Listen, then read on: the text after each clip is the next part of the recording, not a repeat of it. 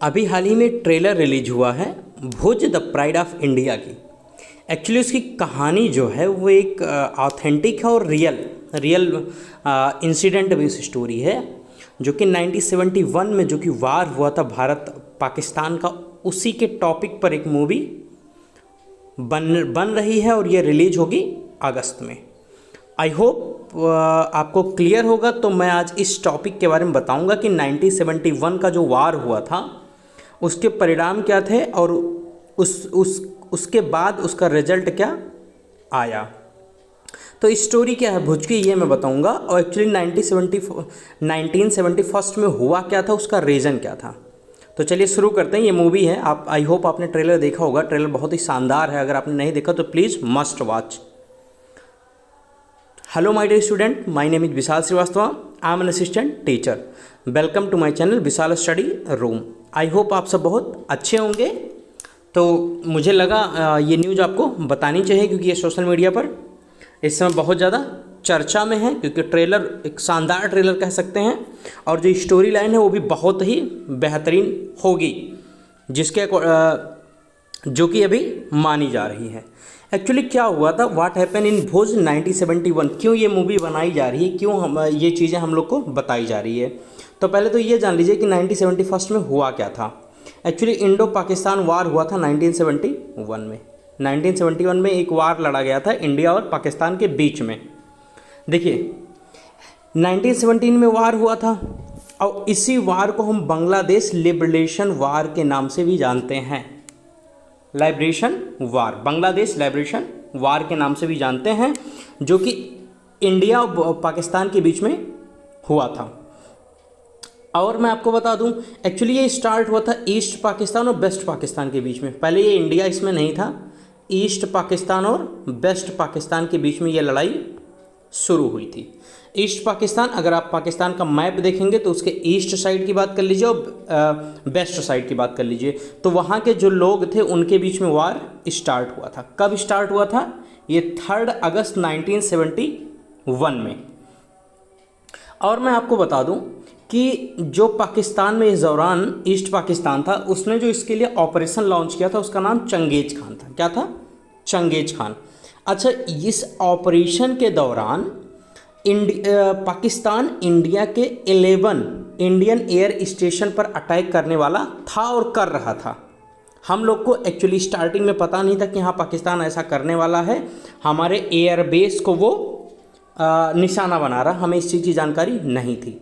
लेकिन हम लोग को तब हुई जब देखिए 8 दिसंबर 1971 को, 8 दिसंबर 1971 को रात में जब पाकिस्तानी ने 14 बम भुज एयर स्ट्रिप पर दागे। भुज जो कि गुजरात में पड़ता है, एक एयर स्ट्रिप है, मतलब एक एयरबेस है जहाँ से जो एयरफोर्स के एरोप्लेन होते हैं वो वहाँ से उड़ान भरते हैं। तो यहाँ पर 14 बमबारी की गई, और जिसमें ये भुज पूरा ध्वस्त हो गया। भुज पूरा एक तरीके से बर्बाद हो गया, मतलब उस पर जो IAF इंडियन एयरफोर्स की प्लेन थी वो उड़ नहीं पा रही थी, क्योंकि रोड इतना ज़्यादा ख़राब हो गया था। दूसरी चीज़, हम लोग प्रिपेयर नहीं थे, सेकेंड थिंग्स। और थर्ड थिंग्स, उस समय BSF के उतने ज़्यादा जवान मौजूद नहीं थे कि वो इस चीज़ को टैकल कर पाएँ। अब देखिए इंटरेस्टिंग कहानी यहाँ से शुरू होती है। अब जब पूरा ये एयरबेस जो था या एयर स्ट्रिप थी जहाँ से उड़ान भरती है एयरफोर्स की हवाई जहाज़ें, वो तो पूरी बेकार हो गई थी। तो अब हमें वार में लड़ने के लिए हमें ज़रूरी था किस चीज़ का? एयरबेस का होना। और मैं एक चीज़ बता दूं कि जब ये बम विस्फोट हुआ एयर स्ट्रिप पर, तो जैसे ही इंदिरा गांधी जी को ये पता चला, उस समय की हमारी माननीय प्राइम मिनिस्टर वही थी, जैसे ही उनको इस बात की जानकारी होती है वो तुरंत युद्ध की घोषणा कर देती हैं। किसकी घोषणा? वार की।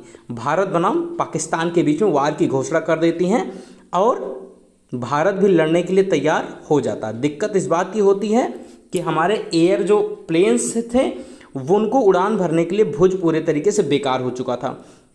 दूसरी चीज, अगर हम कहीं और एयरबेस से अगर उड़ान भरते तो वो थोड़ा सा दूरी पर पड़ता, उतने बेहतर से हम वर्क ना कर पाते। अब भुज जो कि पाकिस्तान के नज़दीक था, तो वहाँ से अगर हम उड़ान भरते तो हमारे लिए बहुत ज़्यादा आसानी होती और ज़्यादा पॉसिबिलिटी थी हमारे जीतने की। हालांकि हम लोग जीते, ये मैं अभी बताऊँगा। तो अब देखिए, भुज को बनाना बहुत ज़्यादा ज़रूरी हो गया था। तो जो उस समय के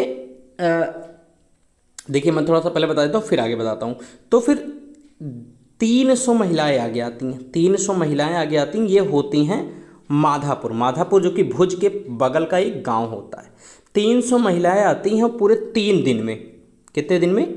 3 दिन में वहाँ फिर से एक रनवे बना देती हैं, एयर स्ट्रिप बना देती हैं, और उसी पर हवाई जहाज़ उड़ान भरकर हम लोग वार को जीतते हैं। मैं थोड़ा सा और आगे बता देता हूँ। ये महिलाएं हैं जो कि एयर स्ट्रिप्स को बना रही हैं।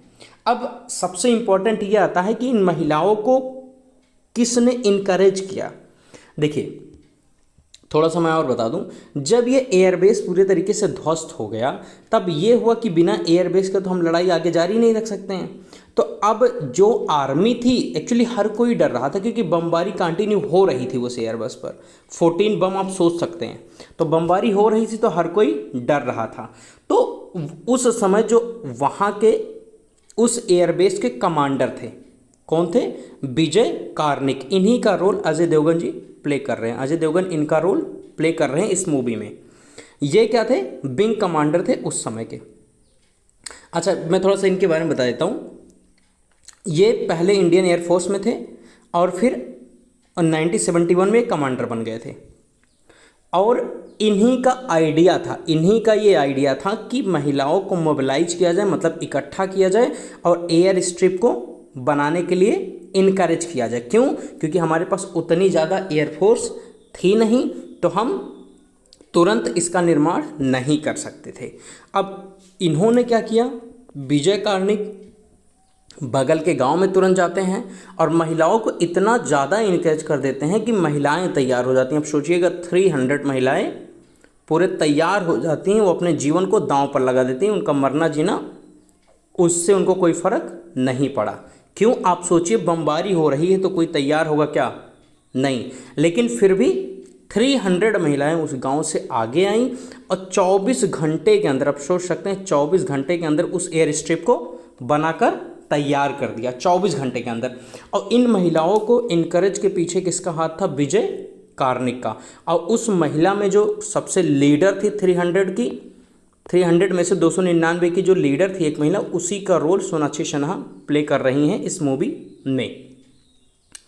अब चलिए मैं थोड़ा सा और आपको बता देता हूँ। अच्छा, इस वार के बाद जब ये एयर स्ट्रिप बन जाता है तो हम लोग वार को जीत जाते हैं, वार को जीत जाते हैं। उस वार के बाद जो ईस्ट पाकिस्तान होता है और west Pakistan, east Pakistan independent हो जाता है, मतलब स्वतंत्र हो जाता है, अलग देश बन जाता है, जिसको आज हम क्या कहते हैं? बांग्लादेश। और जो वेस्ट पाकिस्तान, वो करंट का पाकिस्तान है। मतलब पाकिस्तान, बांग्लादेश किसका पार्ट है?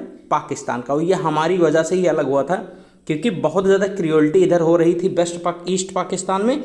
वेस्ट पाकिस्तान वाले कर रहे थे, तो ईस्ट पाकिस्तान स्वतंत्र होना चाहता था कि हमें एक अलग कंट्री ही बना दिया जाए, हमें एक अलग कंट्री ही बना दिया जाए। लेकिन वेस्ट पाकिस्तान ऐसा कर नहीं रहा था, तो इन दोनों में वार होता है। और इसी में भारत पर जब अटैक होता है तो भारत पूरे तरीके से लग जाता है और इस वार को जीत लेता है, और ईस्ट पाकिस्तान और वेस्ट पाकिस्तान दोनों सेपरेट कंट्री हो जाते हैं।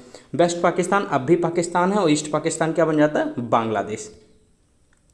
आई होप आपको ये समझ में आया होगा। ये हैं विजय कार्निक और इन्हीं का रोल ये प्ले कर रहे हैं, जो कि बहुत इंपॉर्टेंट है आप लोग को जानना, इसीलिए मैं इस पर वीडियो बनाया हूँ। आओ देखिए, ये स्क्वाड्रन लीडर जो विजय कार्निक होते हैं, देखिए जो विजय कार्निक होते हैं, इन्हीं के द्वारा ये रिकंस्ट्रक्शन किया जाता है। जो फोर्स एयर स्ट्रिप रैग्ड हो जाता है, टूट जाता है, इन्हीं के द्वारा बनाया जाता है और उसी को भुज द प्राइड ऑफ इंडिया का नाम दिया गया था। आप देखिए 1971 में जो वो 1971 में विजय कार्निक क्या थे? एक स्क्वाड्रन लीडर थे। क्या थे? Squadron leader. और उन्होंने एयरफोर्स को ज्वाइन किया था 1962 में। थोड़ी सी मैं विजय कार्निक के बारे में आपको बता देता हूँ। 1962 में ज्वाइन किया था और वो उस समय क्या था? Squadron leader.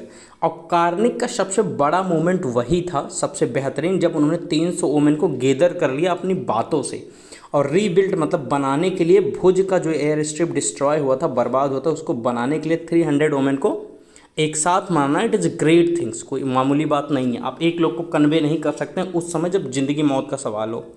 लेकिन 300 महिलाएं आगे आई, उन्होंने कहा कि देश पहले है, उन्होंने 72 आवर में पूरा रनवे फिर से बना दिया और इसी वजह से हम उस वार को आसानी से जीत पाए। ये फ़ोटो है उन्हीं लोगों की, जिन महिलाओं की जो आगे उस दौरान आई थी। आई होप आपको समझ आ गया होगा ये चीज़ जो मैंने आपको बताया। मैं थोड़ा सा आपको पिक्चर भी दिखा देता हूँ। किसी को कन्वे करना कितनी बड़ी बात होती है आप सोच सकते हैं।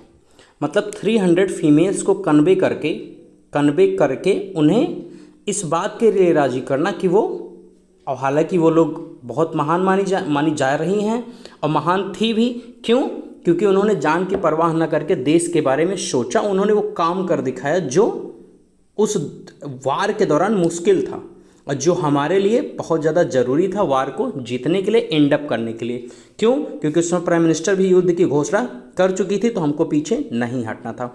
और फाइनली वो बना और हम अपने एरोप्लेन को उड़ाए और आगे जाकर हम विजयी भी हुए। और आपको पता है ईस्ट पाकिस्तान बांग्लादेश बन गया और जो वेस्ट पाकिस्तान था वो अब भी पाकिस्तान है। आई होप न्यूज़ आपको क्लियर होगी, न्यूज़ आपकी क्लियर होगी।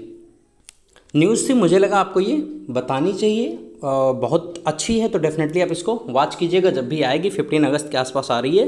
बाकी खुश रहिए, मस्त रहिए। Thank you. This is Vishal Srivastava, signing of.